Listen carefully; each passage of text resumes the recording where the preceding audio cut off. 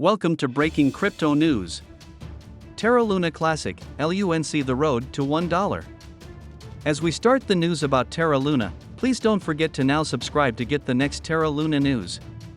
The Terra Classic network is at an inflection point, and how the community navigates current problems could make or break it. The Terra Classic network, at the peak of its development, was seen as the next frontier of blockchain development with a promise to provide decentralized money at scale for the decentralized finance market. Terra Luna Classic, LUNC, was trading for over $100 per token, and TerraClassicUSD, USTC, added billions in market cap. However, it all came crashing down in May when USTC depegged. Now both are worth less than pennies. The community has since assumed control of the chain, and against all odds, they hope to chart a path to recovery. For many community members, LUNC reclaiming the $1 price point is not just a huge milestone but also significantly feasible. At least, that was the narrative fueled by influencers when the community took over the chain. At press time, LUNC is trading at the $0.000188 price point, up 14.5% in the last 24 hours. At the current price, the token will have to see a 534,100% spike to clinch the $1 price point. A bullish case for LUNC and its hurdles. It bears mentioning that such gains are not uncommon in the crypto markets. For example, in 2021, Shiba Inu gained a whopping 45 million% in a year in a meteoric rise fueled primarily by its vast social media following, exchange listings, and a decentralized exchange launch, all supported by a very bullish crypto market environment. The meme coin did this with a supply of 1 quadrillion. In comparison, LUNC only has an over 6 trillion supply.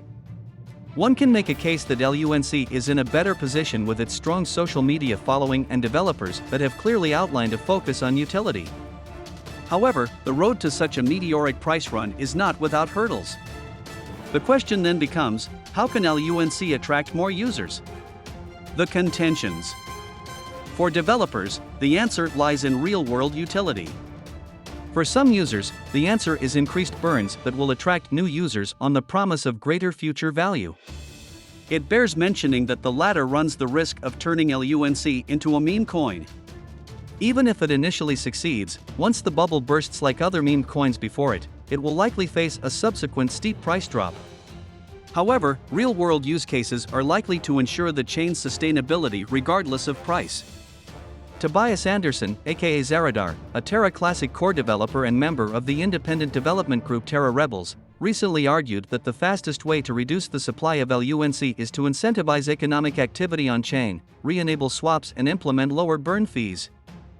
Rex Harrison, aka Rexy, of a separate developers group known as Terra Civita, argues that the community may have to do away with the burn tax parameter entirely, asserting that a flurry of decentralized apps running on the chain and competing for market advantage are likely to burn more than any tax. Rexy supports his argument by highlighting that most LUNC burns are philanthropic to gain market advantage and not a result of the on-chain tax, which he believes discourages whales from carrying out transactions on-chain, discouraging app builders. For context, Binance has burnt over 20 billion LUNC out of the total 35 billion LUNC burnt by the community. It represents over 57% of LUNC burns. In comparison, the on-chain tax has burnt only 10 billion LUNC, less than 30% of the total burns. However, if recent proposals and agitations are anything to go by, the community looks set on maintaining the on-chain tax and increasing it again to 1.2%. It appears community members are losing patience with developers and the promise of utility even though it has only been a couple of months. It is worth noting several LUNC and USTC holders lost fortunes in the ecosystem collapse. Consequently, it is unsurprising that they are impatient for results. However, as highlighted by David Gobelt, a network validator per a recent report, rebuilding takes time. Meanwhile, relying solely on burns with the daily burn rate of about 367 million LUNC per Terrarity data, it could take over 50 years for the token to clinch the desired supply to achieve the $1 price point. Notably, this fails to factor in other market forces and assumes volume and market cap remain constant. Meanwhile, a split vision of the correct path to recovery is just one of the community's many problems. In addition, the Terra Classic community is also largely divided by differing developer groups and influencers. Furthermore, the network is yet to figure out a practical and sustainable way to fund development, and developers are unlikely to work for free forever. The Terra rebels have already voted to move to a paid working model from the V23 upgrade. Meanwhile, a proposal to mint more tokens from token burns to the community pool to fund development faces stiff resistance. The outlook.